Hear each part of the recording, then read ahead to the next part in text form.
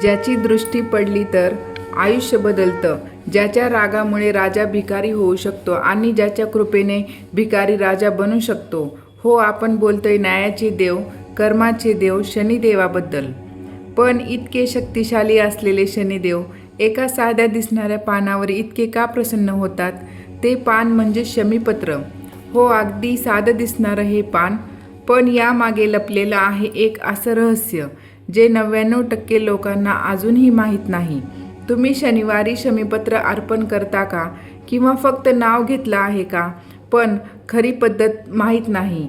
कारण जर तुम्ही शमीपत्र अर्पण करताना एक छोटीशी चूक केली तर फायदा होण्याऐवजी नुकसानही होऊ शकतं.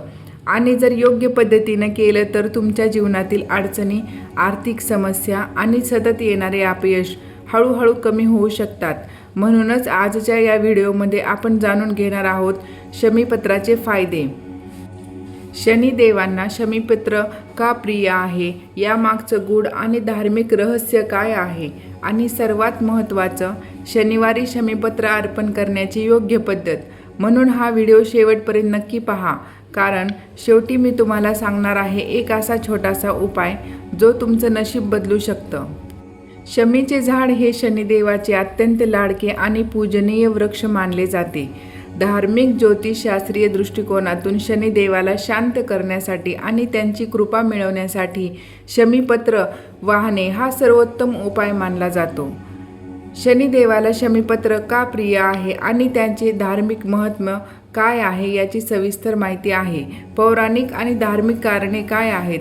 महादेवाशी असलेले नाते. हिंदू धर्मात शनिदेवाचे गुरु भगवान शिव मानले जातात. भगवान शिवाला शमीचे वृक्ष आणि पाने अत्यंत प्रिय आहेत.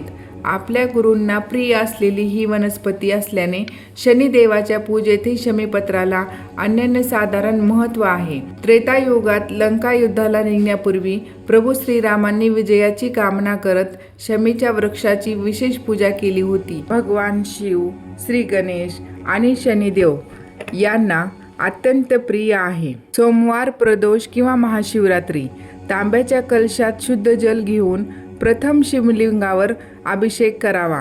त्यानंतर ओम नमः शिवाय मंत्राचा जप करत शिवलिंगावर शमीचे पान अर्पण करावे. यामुळे घरातील दारिद्र्य दूर होते आणि आरोग्याशी संबंधित समस्याही कमी होतात. दर शनिवारी संध्याकाळी शमीच्या झाडाजवळ मोहरीच्या तेलाचा दिवा लावावा. ज्योतिषशास्त्रात शनी हा न्यायाचा आणि कर्माचा ग्रह मानला जातो. ज्या लोकांच्या कुंडलीत शनीची साडेसाती, ठेया किंवा शनीचा महादोष असतो त्यांच्या जीवनातील संकटे कमी करण्यासाठी शमीची पाने शनिदेवाला अर्पण केली जातात. शनिदेव आपल्या कठोर न्यायामुळे सर्वत्र प्रसिद्ध होते. त्यांच्या दृष्टीतून कोणाचाही बचाव होत नव्हता. राजा असो किंवा सामान्य माणूस, प्रत्येकाला आपल्या कर्मानुसार फळ मिळत होते. लोक शनीच्या साडेसाती व दशेमुळे खूप घाबरले होते. तेव्हा देवतांनी विचार केला की लोकांना शनीच्या कोपातून वाचवण्याचा काही उपाय असावा. त्यावेळी पृथ्वीवर एक पवित्र वृक्ष होता, शमी वृक्ष. या वृक्षात अद्भुत ऊर्जा आणि शांतता होती. एकदा शनिदेव पृथ्वीवर भ्रमण करत होते तेव्हा त्याची दृष्टी एका शमी वृक्षावर पडली. त्या वृक्षाची साधी पण दिव्य ऊर्जा पाहून ते प्रभावित झाले. त्यांनी त्या वृक्षाखाली ध्यान केले आणि आश्चर्य म्हणजे त्यांच्या मनातील कठोरता शांत झाली. शनिदेव म्हणाले, जो कोणी भक्त श्रद्धेने मला शमीपत्र अर्पण करेल त्याच्यावर माझा कोप कमी होईल आणि त्याला न्यायासोबत कृपाही मिळेल. त्या दिवसापासून शमीपत्र शनिदेवांना अत्यंत प्रिय झाले. शमीपत्र अर्पण करताना मनात श्रद्धा आणि शुद्ध भावना असणे खूप महत्त्वाचे आहे. फक्त विधी नव्हे तर मनापासून केलेली भक्ती शनिदेवांना प्रसन्न करते. शनिदेव कठोर आहेत पण अन्यायी नाहीत. शमीपत्र अर्पण म्हणजे फक्त पूजा नाही, तो आपल्या कर्म सुधारण्याचा आणि जीवनात शांतता आणण्याचा एक साधा सरळ सोपा मार्ग आहे. चे झाड हे भगवान शिव, श्री गणेश आणि शनिदेव यांना अत्यंत प्रिय आहे. सोमवार, प्रदोष किंवा महाशिवरात्री तांब्याच्या कलशात शुद्ध जल घेऊन प्रथम शिवलिंगावर अभिषेक करावा.